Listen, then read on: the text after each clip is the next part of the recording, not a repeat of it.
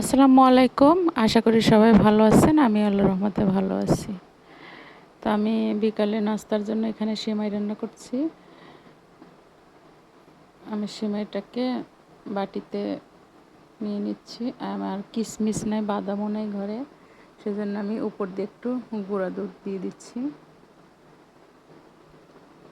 লাচ্ছা সেমাই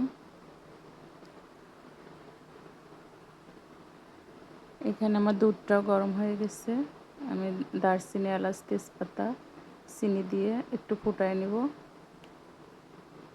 please আমার চ্যানেলটার পাশে থাকবেন।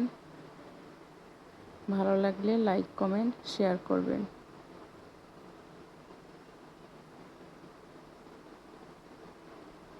আমার দুধটা অনেকটা ফুটে গেছে।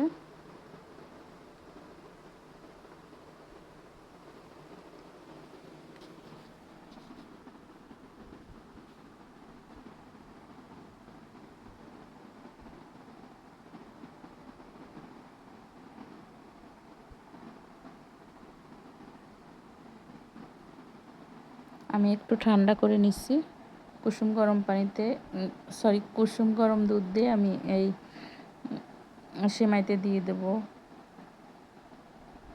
বেশি গরম দিলে সেমাইটা গলে যাবে, সেজন্য আমি একটু হালকা ঠান্ডা করে নিচ্ছি। আমার সেমাইটা রেডি। ভালো লাগলে প্লিজ আমার চ্যানেলটাকে সাবস্ক্রাইব করে দিবেন। আল্লাহ হাফেজ।